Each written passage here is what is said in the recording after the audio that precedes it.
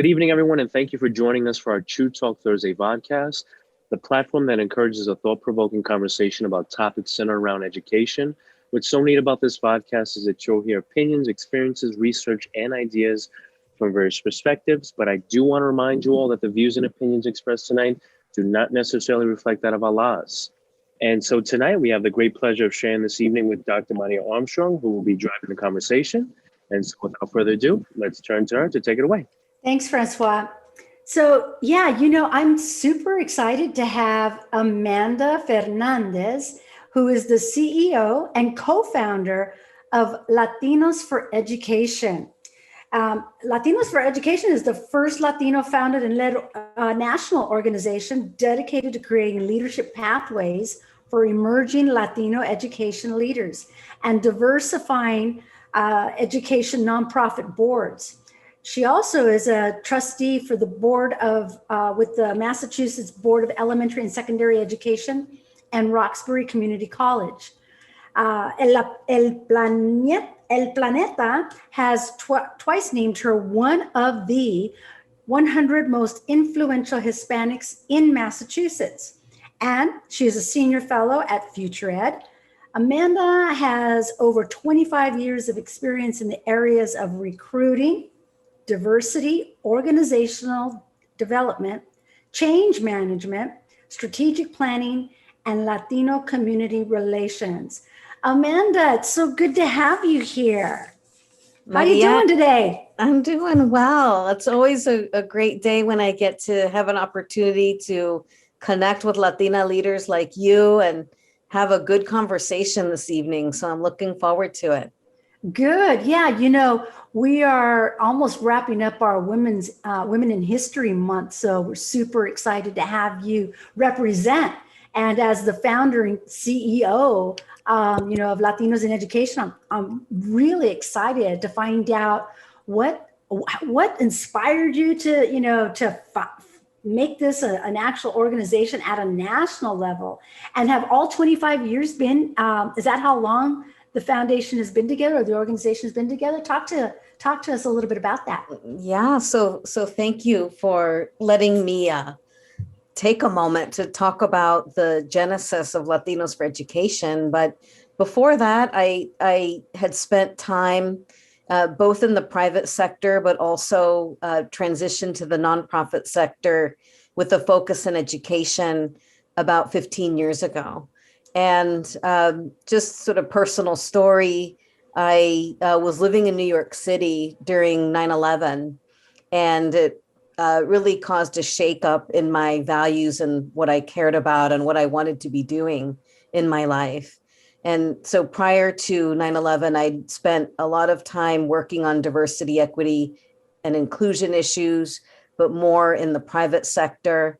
But my whole pathway has been all about equity and ensuring that individuals had equal opportunity to access the types of positions they wanted, the types of navigation and organizations that they deserved, et cetera. So it was important to me that I was able to lend what I really care about to sort of my next journey in my profession. And so after 9/11, I was able to join the education sector and learned so much about these inequities that are happening and that have persisted for so many years for Latino students in our country. And through that, because I had spent so much time on equity and representation, what I did was marry my expertise in diversity, equity, and inclusion, and focusing on representation and leadership development with the sector. Because as you know, we are, as Latinos, not represented well in education, both as educators and in administrative roles, which of course is why ALAS exists. And we exist to address the pipeline issues earlier on, because we see so much turnover in the early stages of educators' careers. Latino educators leave the classroom at faster rates than their white counterparts. And so these are all reasons why Latinos for Education came to be. We are about 5 years old, so we're very new in the landscape. Like you said, we address these representation issues by promoting Latinos to accelerate their leadership in the education sector. And we also do boards work in terms of attracting Latino professionals from outside of education to contribute to and pay it forward for Latino children through nonprofit board service. So that's a bit of how Latinos for Education came to be and where we're at today. That's so awesome. I mean, I think about what you said with, you're in working in the private sector early on, even before 9/11, but it kind of catapulted you into a different realm afterwards. But that you've been championing, the work of diversity, equity, and inclusion long before it became a household term. And I'm so glad to hear that because, we've been in the trenches and many of us have championed and had our entire careers around that focus. And so now that it's getting the attention, due, it's like you put in the hard work, and then, finally it's starting to come to fruition. And being such a young organization, at 5 years, it didn't just happen overnight, it sounds like. Certainly not. You know that this work of equity, whether it's as an educator in the classroom or focusing on leadership development of our emerging talent or existing systems leaders, it's all a labor of love. And it's so exhausting that it has to be, because otherwise you don't find a way to stay with it. Absolutely. Because of the barriers that continue to be put before us in trying to advance these efforts. And certainly, I don't know about you, but there have probably been moments where you're kind of like, I don't know if I can do this anymore, because pushing up the boulder, up the hill all the time does get challenging. So it does have to be from the heart, from your values, within your spirit, to want to do this kind of work, because that's the only way it keeps you going and where you show up with authentic leadership in what you're trying to do. Yeah, we have that in common. Sisyphus is one of my greatest. I love that illustration because it can depict like every day for a long time, because it feels that way sometimes, right? Pushing that boulder up. I think it's also really inspiring to hear about the paying it forward piece. Often we find those, the challenges, they can be external and sometimes they're internal, right? And so we have to keep pushing and pushing and pulling up, the other folks behind us or pulling together from side to side with us to do this kind of work, so that it keeps you going, so that when you do get tired, it's a good tired, but it's all for the right reason. So I'm super happy to hear that. So, there's been much ado about the last year. What do you think public education, or how, do you think public education has been faring through all the events that, that have transpired over the course of, and I should say public events, right? Impactful events, because there are some events that have been happening for a long, long time, but they just didn't have the cameras and the media attention that they've had. Because we, unfortunately, that's just the way it's been. And so now that the attention is there, how do you think public education has fared through all this? Wow, that is such a big question. So, I mean, I'm just going to say a few things about it, and, I just want to be honest with you in that it's been really tough, hasn't it? And I think the sort of environment that we've been in as a nation has contributed to the difficult impact and the pretty substantial impact on the views of public education. And that is saddening, because what we're seeing is sort of this level of vitriol that's been out there in the national dialogue for so many years, gets all the way down to now school committee levels, challenges with and divisions between families and school districts, between school districts and state commissions. So there is, I think the most challenging and hardest part about all of this is that we have seen these deep divisions and this sort of breach of trust across, and then families even against each other. So it's happening everywhere. And it is really sad to see how divisive we are experiencing education to be right now, and for a lot of different reasons.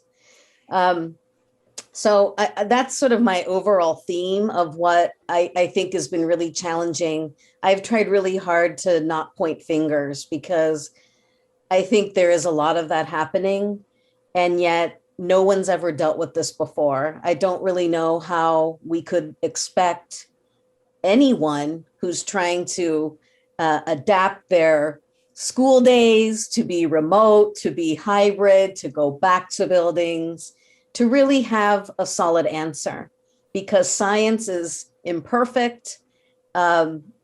We have emotions involved. We have the trauma of the pandemic and how it's impacted, in particular, low-income communities.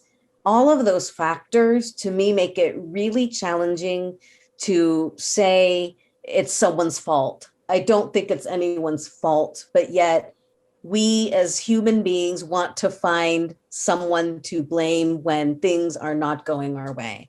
And I get that, but I really hope that coming out of this, we can learn how to rebuild that kind of trust that is really essential to model for our kids and our students. Yeah, those are all such good points, because, I when I thought about, this question, I'm thinking it's when you don't feel like you have any control over something, you try to find control. Mm-hmm. And that typically leads to a finger point over here or over there.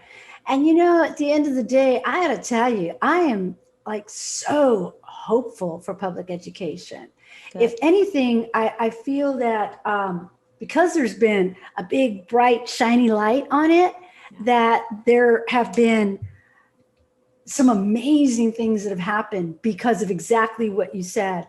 Communities had to come together.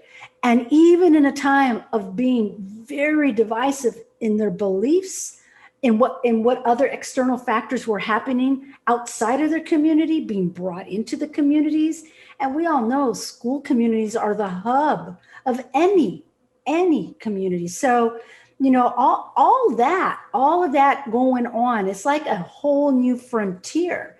And the reason I say that is because, there was no coach, there was no playbook, there wasn't, saying, hey, here's a model to follow. It was roll up your sleeves, baby, and hold on, because we're going for a ride. And this is how it's gonna work for us right now. And then we'll take a look a little bit down the way and see what we need to do to adjust. Yeah. So yeah, I hear you. And I think you're right. The trust is at the core of everything. And once that's been violated or broken or fractured, there's some mending that needs to go on. So I say that because you mentioned school boards. How have you been working with the school boards in dealing with all of that? Yeah. So thanks for your comments. First off, there are many silver linings that should give us some hope for what we have learned through all this and what we can take from that to make improvements to strengthen our communities and to strengthen relationships once the dust has settled. So I think that you make a really good point there. Sort of what is happening at sort of I'll speak from the state school board level. What's so interesting about it is, at least our state school board, we are not as involved with sort of the day-to-day work of how the state is supporting school districts across the Commonwealth. A lot of that work is done in partnership with the Superintendent's Association and working to sort of build out a more consistent level of guidelines and supports that were offered and will continue to be offered to our school districts across the Commonwealth. So a lot of that work stays within the realm of the expertise of those who run schools and districts. I will say, though, we've had some interesting votes we've had to make relative to learning time requirements because of the variability that the state was experiencing around the more sort of in-person or synchronous learning time. And so first, we had to make some decisions about making a requirement of districts having to meet a certain number of hours. And then most recently, as what's happening all across the country, is that very important vote around when should kids go back into buildings full time. And that's, I think, the conversation of the day right now across the country. And there's this movement afoot. I don't know if you felt it, but it seemed like there was like a change in the air, probably within the last month, where it kind of felt like this momentum was moving toward this shift before it was really even announced by President Biden, before Secretary Cardona really was sort of talking about it. I could just sense some changes afoot without them even being articulated. I don't know if you had that sense or not, but I was feeling it. Yeah, and we're going to talk a little bit more about that when we're going to take a quick break. Sure. And we'll come back and we'll talk about that. Hey there, and don't forget, if you like what you hear and want to gain some more insight into what school districts are facing now, then tune in every Thursday at 7 p.m. or subscribe below. We thank you for joining us, and we look forward to seeing you next week. Have a great night.